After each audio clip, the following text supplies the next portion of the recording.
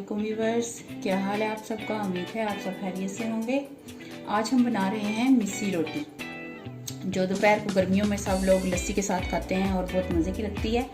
तो इनके लिए हमें जिन चीज़ों की ज़रूरत है, ये आटा है, नॉर्मल आटा जो आप चपाती वाला होता है, ये तकरीबन 4 कप है। इसमें हम 2 कप बेसन के डालेंगे।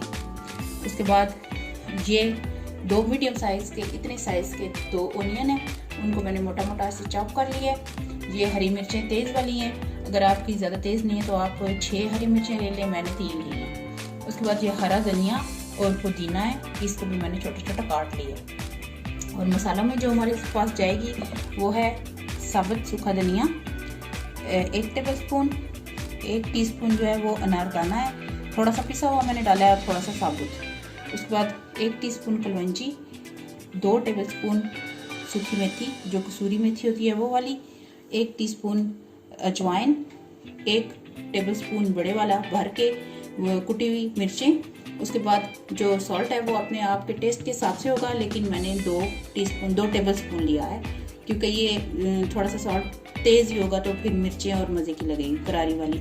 उसके बाद 1 टेबलस्पून जो है वो पाउडर चिलीज़ हैं और 1 टीस्पून ज़ीरा है।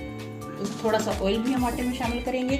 तो चलें आप स्टार्ट करते हैं, मैं आपको बताती हूँ कि ये कैसे गूंदना है। सबसे पहले जो है हम इसमें बेसन डालेंगे।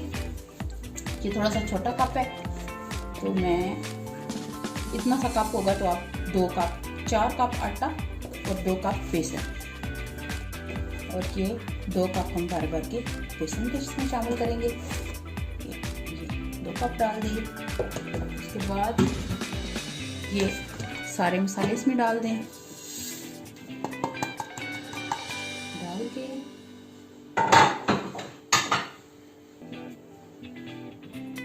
उसके बाद ये ऑनियन डालें।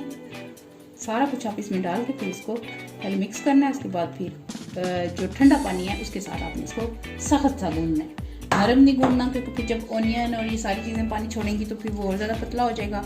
उसके बाद इसको रख नहीं देना, बस गूंद के साथ ही पका देना है, क्योंकि फिर आपके कंट्रोल में वो आटा नहीं रहेगा ना, बहुत ज़्यादा पतला हो जाएगा। इसलिए जब आपने पकाना हो उसी वक्त आप ये सारा प्रोसीजर करेंगे। डाल के थोड़ा सा इसमें ऑयल डालेंगे, बिल्कुल थोड़ा सा, तकरीबन 1 टीस्पून। ये मेरा स्लो निकलता है इसलिए लग रहा है बहुत ज़्यादा नहीं है। अब हाथ से पहले इसको मिक्स करें, सारी चीज़ों को अच्छा सा मिक्स करके उसके बाद हल्का हल्का थोड़ा सा पानी डालना है और उसको गूंदते जाना है, और नरम नहीं गूंदना, थोड़ा सा सख्त रखना है, फिर ये बहुत मज़े की बनेगी। मैं आज ओवन में बनाऊंगी। वैसे तो जो तवा होता है आपका, जो नॉर्मल तवा होता है, उसके पीछे वाली साइड पे आप उसको डालें रोटी को, तवे के ऊपर अगर बनानी है। जब वो एक साइड से पक जाए तो चूल्हे के ऊपर उसको उल्टा करके ना तवे को दूसरी साइड से रोटी को पका लें, तो वो आपको सेम ओवन की तरह की या तंदूर की तरह की रोटी बनेगी। मैं ओवन में बनाऊंगी, मैंने अपनी ग्रिल ऑन कर दी है और मेरा ये देखें तवा मैंने रखा हुआ गर्म हो रहा है, और साथ ही मैं इस आटे को भी गूंद रही हूँ। अब ये हमारा देखें सारा कुछ मिक्स हो गया। अब थोड़ा सा इसमें पानी डालें, ये ठंडा पानी है, बहुत ठंडा नहीं, बस जैसे टैप का होता है उस तरह का। ऐसे इसको थोड़ा सा सख्त सा गूंदे, थोड़ा पानी डाल के गूंदे, एक बार ही सारा नहीं डालेंगे, नहीं तो हमारा आटा जो है पतला हो जाएगा।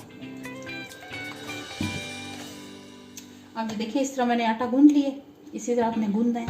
गूंदने के बाद आप पेड़ा बनाएं, थोड़ा सा ज़्यादा पेड़ा लें, क्योंकि सारी चीज़ें हैं ना, सिर्फ आटा ही नहीं है, तो वो फिर बहुत बारीक रोटी जो है वो अकड़ जाएगी, सूख जाएगी, इसलिए थोड़ी सी इसकी मोटी रोटी बनाएंगे।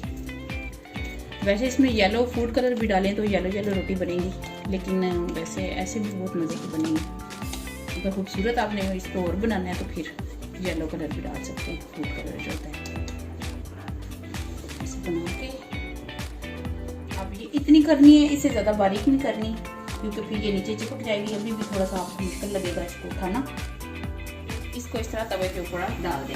नीचे थोड़ा सा हल्का सा मैंने ऑयल लगाया कि चिपक ना जाए। तो जब ये एक साइड से हो जाएगी फिर दूसरी साइड ओवन में रखेंगे फिर मैं आपको दिखाती हूँ। ये एक साइड से और देखिए नीचे वाली साइड से देखिए पक गई है। तो अब इसको आराम से उठा के तो आप रखते हैं उसमें। ये जो रोटियां सेकने वाला होता है ये बहुत अच्छी चीज़ है ओवन में शिफ्ट करने के लिए। आप इसमें ये ग्रिल में ऊपर वाली जगह पे इसे रखते हैं, थोड़ी देर में ये पक जाए। इसका ऊपर से ऐसे गोल्डन हो जाए तो आप निकाल लें। देखिए कितनी प्यारी मज़े की इसकी शक्ल बनी है। और ऊपर आप मेल्ट करके बटर लगा दें। इस तरह सारी रोटियां बना लें और फिर मज़े से लस्सी के साथ आप खाएं तो आप देखिएगा आपको कितना मज़ा आएगा। ये देखें कितनी मज़े की रोटी बनी है। इसके साथ आपको सालन वगैरह कुछ भी पकाने की नहीं ज़रूरत। ये रोटी भी है और सालन भी है और बहुत करारी भी है।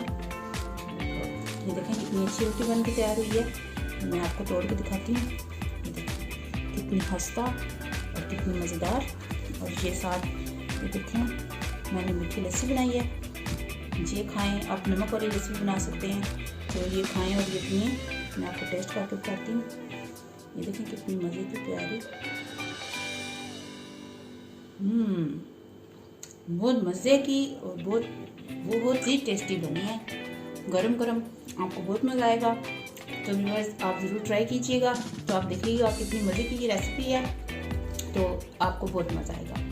ठीक है, आप अपना ख्याल रखें। फिर मिलेंगे इंशाल्लाह ताला एक नई रेसिपी के साथ। और प्लीज़ मुझे सब्सक्राइब करें और अपनी फैमिलीज़ और फ्रेंड्स को भी मेरा जो है वो शेयर करें ताकि आपको रोज़ नई से नई और इजी टेस्टी रेसिपीज़ मिल सकें। फिर मिलेंगे इंशाल्लाह ताला। अल्लाह ताला आपको और आपके प्यारों को अपनी हिफ्ज़-ओ-अमान में रखे। आमीन सुम्मा आमीन। अल्लाह हाफिज़।